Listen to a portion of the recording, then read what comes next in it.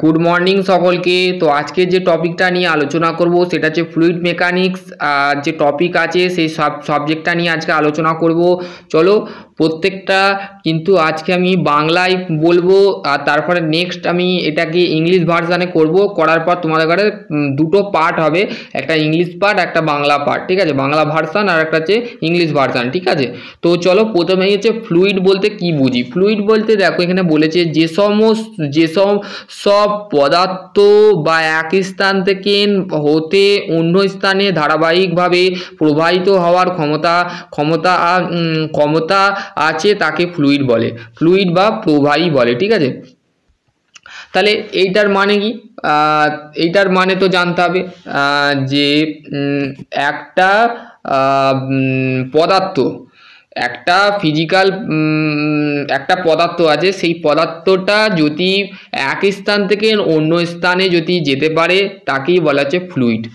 মানে যেমন ধরো আমি একটা এক্সাম্পল দিচ্ছি, যেমন তোমাদের গাড়িতে যখন সার্ভিস করতে যাও সেখানে একটা প্লেন সারফেস এরিয়া থাকে, সেই আর্থ সারফেস এরিয়ার মধ্যে সেখানে কি হয়, যখন গাড়িটাকে তোলা হয় লিভার দিয়ে প্রেস করে যখন তোলা হয়, তো তার ক্ষেত্রে দেখা যায় সেখানে কি হয় যে ভেতর থেকে কিন্তু লিকুইড বা ফ্লুইড যেটা আছে সেটা কিন্তু পাস করানো হয়। মানে প্রেসার 1 প্রেসার 2, মানে প্রেসার 1-এর ক্ষেত্রে যখন প্রেসারটা দেওয়া হচ্ছে, আর প্রেসার 2-এর ক্ষেত্রে কি হয়, যখন প্রেসারটা দেওয়া হলো সঙ্গে সঙ্গে কিন্তু ওই প্রেস করার সাথে সাথে কিন্তু ওই সারফেস এরিয়াটা কি হলো, উঠে গেল, মানে আপওয়ার্ড হয়ে গেল, ঠিক আছে?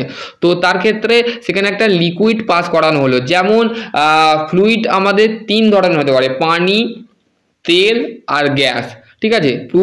প্রবাহী প্রকারভেদ মানে classification of fluid.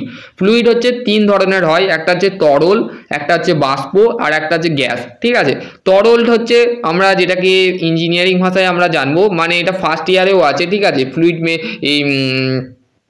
Fluid mechanics আমাদের 5th সেমিস্টারে আছে ডিপ্লোমার, লিকুইড ভেপার গ্যাস, ঠিক আছে? লিকুইড ভেপার গ্যাস, ঠিক আছে? তো এইটাকে বলা হচ্ছে। এবার হচ্ছে তরল বলতে কি বুঝি। তরল বলতে এটি এমন কোনো এক ধরনের প্রবাহী যে পাত্রে রাখা যায়, সেই পাত্রে আকার ধারণ করে, এটিকে সাধারণ সংকোচন করা যায় না। তার মানে এটা কোনো একটা পাত্রের মধ্যে তুমি যদি রাখো তাহলে এই জিনিসটা কিন্তু সাধারণত সংকোচন বোধ করবে না, ঠিক আছে? যেমন বিভিন্ন ধরনের তেল, পানি ইত্যাদি। পানির মধ্যেও কিন্তু তুমি যদি হাত ডুবিয়ে যদি হাতটা ডুবাও, জলের মধ্যে যদি হাতটা ডুবাও, তার ক্ষেত্রে দেখা যাবে যে সেই জিনিসটা কিন্তু তুমি মানে অনুভব করতে পারবে, কিন্তু সেটাকে হাত দিয়ে সেটাকে যেমন একটা প্লেন সারফেসের সংকোচন বোধ কিন্তু তার মধ্যে আনতে পারবে না, ঠিক আছে? এবার হচ্ছে নেক্সট হচ্ছে আমাদের ভেপার মানে বাষ্প। এটি এমন একটা ধরনের প্রবাহী যে পাত্রই রাখা যায়, সেই পাত্রই পূর্ণ করে অবস্থান করে, এটিকে সংযোজন করা যায়, ঠিক আছে? বাষ্প মানে ভেপার বলতে আমরা অ্যাকচুয়ালি আমরা যখন ভাত রান্না করার ক্ষেত্রে তখন কি হয়, সেখানে আমরা একটা মনের মধ্যে সংকোচ বোধ করি যে ভাতটা যখন গ্যাসটা অন করো, ওভেনটা যখন অন করো, তার ক্ষেত্রে যখন কি হয় সেখানে তোমার একটা সংকোচন বোধ হয় যে তোমার ভাতটা হয়ে গেছে। কিন্তু যখন তুমি চিনিটাকে যখন খোলার সাথে সাথে কি হয়, একটা বাষ্প বা ভেপার যেটা আছে সেটা একটা কি হয়, সংকোচন বোধের মাধ্যমে সেটাকে একটা কি বলে, প্রবাহীর মাধ্যমে বা লিকুইডের মাধ্যমে সেটাকে বা প্রবাহী বলছে এমন একটা ধরনের প্রবাহী যে পাত্রর মধ্যে রাখা যায়, কিন্তু সেটাকে পূর্ণ করে অবস্থান করা এবং এটাকে সংযোজন করা যায় বিভিন্ন ধরনের তরল প্রবাহী একটি নির্দিষ্ট স্রোতন্ত্র তাপমাত্রা উন্নতি করলে তাদের বাষ্প অবস্থা প্রবাহী সৃষ্টি হয়, ঠিক আছে? এইটাই হচ্ছে ভেপার, ঠিক আছে? এবার হচ্ছে নেক্সট হচ্ছে দেখো এটা তারপর হচ্ছে নেক্সট হচ্ছে গ্যাস। এটি এমন ধরনের একটা প্রবাহী যে পাত্রে রাখা যায়, সেই পাত্রে পূর্ণ করানো হয়, অবস্থান করা এবং এটিকে সংযোজন করা যায়। গ্যাসের ক্ষেত্রে আর ভেপারের ক্ষেত্রে সংযোজন করা যায়, আর তরলের ক্ষেত্রে যেটা আছে সেটা হচ্ছে সংযোজন করা যায় না, যেমন তেল, পানি এইগুলো ইত্যাদি, ঠিক আছে?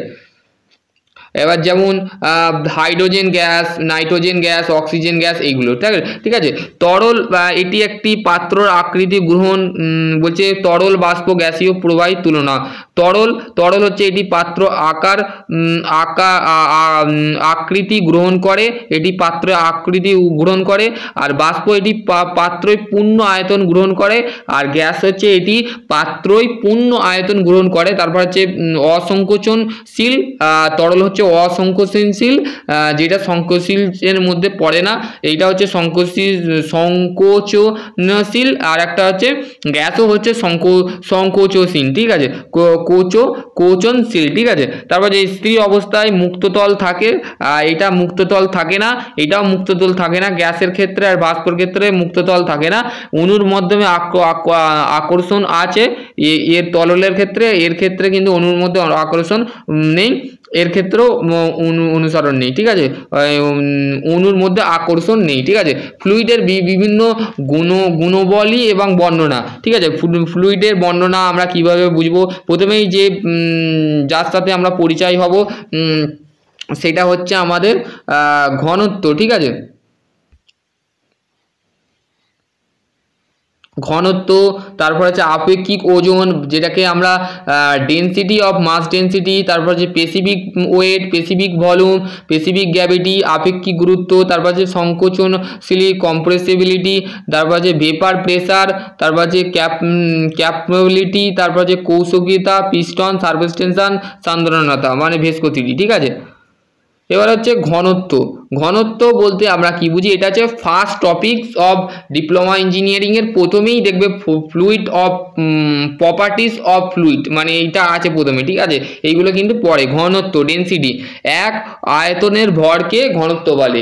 এক আয়তন মানে একের অধিক নয়, আয়তনকে আমরা বোঝাই কি বলি? ঘনত্ব। তাহলে ঘনত্ব হচ্ছে ভর বাই আয়তন, ঠিক আছে, যেটাকে রো দিয়ে ডিনোট করি, rho equal to M by V, মানে তাহলে এম মাসের ইউনিট হচ্ছে কিলোগ্রাম, তারপর হচ্ছে আর ভলিউমের ইউনিট আমরা মিটার কিউ দিয়ে ডিনোট করি, ঠিক আছে। এবার হচ্ছে স্পেসিফিক ওয়েট মানে আপেক্ষিক ওজন। স্বাভাবিক তাপমাত্রায় চাপ কোনো প্রবাহী এক আয়তনের ওজনকে আপেক্ষিক ওজন বলে। তাহলে এক আয়তনের ভরকে ঘনত্ব বলে, আর এক আয়তন ওজনকে যদি ডিফাইন করি তাকে বলে আপেক্ষিক ওজন, ঠিক আছে। তারপরে এই আপেক্ষিক ওজন বলছে, আপেক্ষিক ওজন অক্ষর দ্বারা প্রকাশ করা হয়। আপেক্ষিক ওজন হচ্ছে ওজনের বাই আয়তন, ওজন বাই আয়তন মানে ওয়েট বাই ভলিউম, ঠিক আছে। ওয়েট বাই ভলিউম, তাহলে ওয়েট বাই ভলিউম, তাহলে W equal to kg by metre cube, ঠিক আছে। পানির আপেক্ষিক ওজন সবসময় দেখো, পানির আপেক্ষিক ওজন সবসময় কিভাবে এটা বার করেছে দেখো, প্রত্যেকটা ক্যালকুলেট করে 1 gram by centimetre cube equal to হচ্ছে এত কিলোগ্রাম সেন্টিমিটার কিউ, তারপরে এটাকে 1000 কিলোগ্রাম, এটা হচ্ছে এত kilo newton by metre cube, ঠিক আছে। এবার হচ্ছে স্পেসিফিক ভলিউম, এক ভরের প্রবাহী কর্তৃত্ব দখলকৃত আয়তনকে আপেক্ষিক আয়তন বলে। তাহলে এক ভরের এক ওজনের যদি ওজনের ক্ষেত্রে হয় সেটাকে আপেক্ষিক ওজন বলে।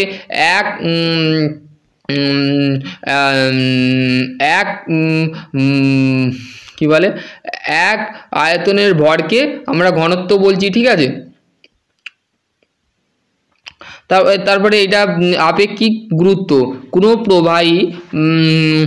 কোনো প্রবাহীর ঘনত্ব অথবা ওজনের সম আয়তনের আদর্শ পদার্থর ঘনত্ব অথবা ওজনের অনুপাতকে প্রবাহীর আপেক্ষিক গুরুত্ব বলে। তাহলে একে এস দিয়ে আমরা প্রকাশ করি। তাহলে S equal to rho by rho S, ঠিক আছে। এবার হচ্ছে সংকোচনশীলতা, প্রবাহী চাপ দিলে তার আয়তন কমে। তাহলে ফ্লুইডকে যদি আমরা চাপ দিই তাহলে তার মানে ভলিউম কমে যাবে, ভলিউম কমে যাওয়াটাকেই বলা হচ্ছে সংকোচনশীলতা, ঠিক আছে।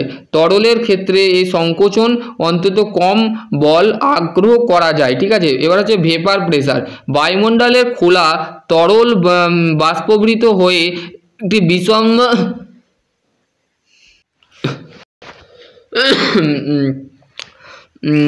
তারপর যে তো এটিকে গড়া তরল বেশি মুক্তি হওয়ার জন্য তরলের তাপের সামান্য জায়গা থেকে তরলকে যদি পাত্র দিয়ে আবদ্ধ করা হয় তো ওই ফাঁকা স্থানে ভেপার জমা হতে থাকবে এবং পাত্রর গায়ে তরল পিস্টন চাপে প্রদান করবে, এই চাপকে ভেপার প্রেসার বলে। তাহলে ভেপার প্রেসার বলতে ওই যে আমরা যখন রান্নার গ্যাসের মধ্যে যখন ভাত চাল চাপাচ্ছি, তো চাল চাপার ক্ষেত্রে যখন ভাতের মধ্যে যখন ভাতটা ফুটছে সেখানে একটা ভেপার মানে ভেপার প্রেসার মানে সেটা কি হচ্ছে তরলের তলের ওপরে সামান্য জায়গায় রেখে যদি তরলের যদি পাত্র আবদ্ধ করা হয় সামান্য জায়গা রেখে মানে যখন ভাতটা যখন ফুটলে মানে আমরা যখন সিলিন্ডার টানি তখন খুলে দিলে সেই প্রেসারটা কি হয়ে যায়, খোলা মানে ওপেন প্রেসার ক্রিয়েট হয়। ঠিক আছে, ওপেন প্রেসার খুলে দেওয়ার সাথে সাথে কিন্তু সেই জিনিসটা কি হয়ে যায়,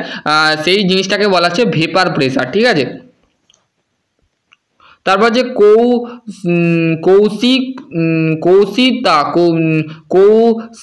কৌশিকতা, ঠিক আছে, কৌশিকতা বলতে কি বুঝি, দুই মুখের খোলা একটি কৌশিক নলকে আংশিকভাবে পানিতে ডুবালে পানির নলের মধ্যে বাইরের লেভেলে হতে ওপরে ওঠে।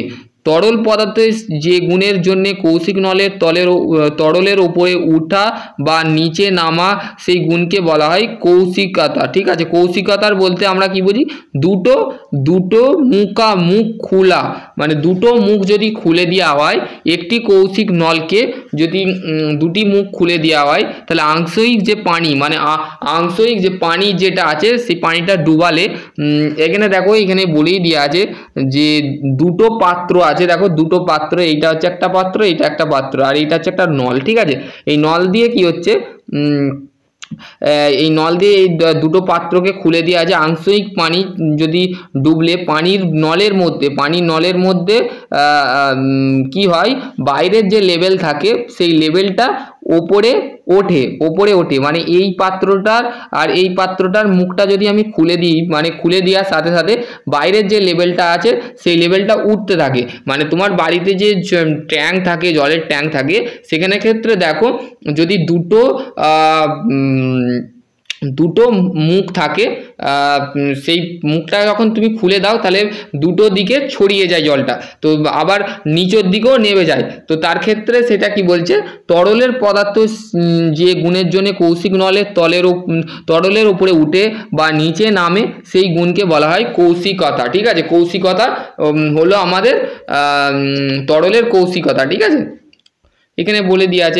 এবার হচ্ছে পিস্টন মানে সারফেস টেনশন। ঠিক আছে, কোনো তরল পিস্টর ওপরে একটি রেখাকে কল্পনা করলে ওই রেখার একক দৈর্ঘ্য রেখে অবিলম্বন এবং পৃষ্ঠের স্পক রূপে রেখার ওপরে পাশে যে বল ক্রিয়া করে তাকে ওপরতলের পিস্টন বলে। ঠিক আছে, এইটার মানে হচ্ছে ধরো তুমি বাড়িতে যে কচুরি পাতা থাকে সেই কচুরি পাতার মধ্যে যদি পানি নিয়ে যদি নিজের হাতের উপরেও যদি এক্সপ্লেন করো তো তার ক্ষেত্রে দেখবে কচুরি পাতার যে জলটা থাকে সেটা তুমি যদি কল্পনা করো, সেই কল্পনা করার মানে তরলের পৃষ্ঠের ওপরে মানে সারফেসের ওপরে মানে লিকুইডটাকে যখন বা জলটাকে যে পানিটাকে যখন ঢালার সাথে সাথে সেই পানিটা এক সামান্য ছিদ্র পরিমাণ তার মধ্যে গেলার সাথে সাথে সেখানে একটা একক দৈর্ঘ্য রেখা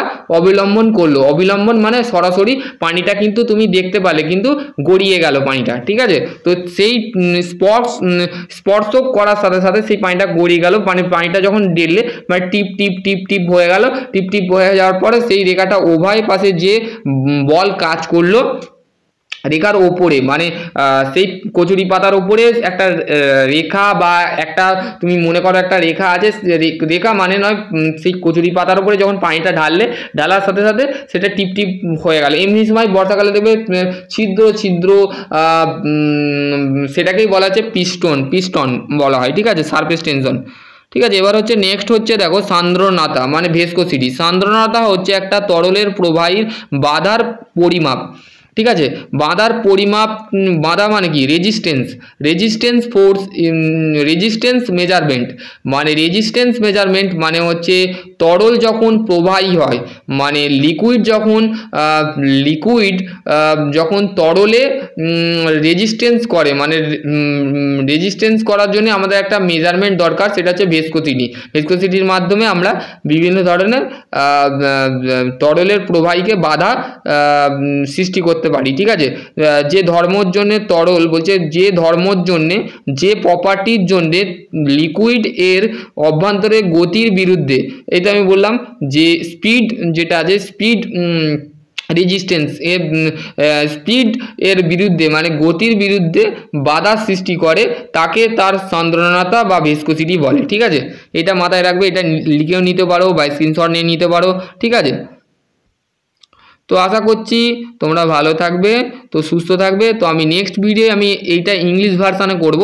তো আশা করছি তোমরা আজকের টপিক ফ্লুইড সম্পর্কে বা তার ভেসকোসিটি বা লিকুইড কত ধরনের ক্লাসিফিকেশান, তো সমস্ত কিছু জানলে, তো আশা করছি তো বুঝতে পারবে। থ্যাংক ইউ, ভালো থাকো, সুস্থ থাকো, আর ভালো করে পড়াশোনা করো। Thank you.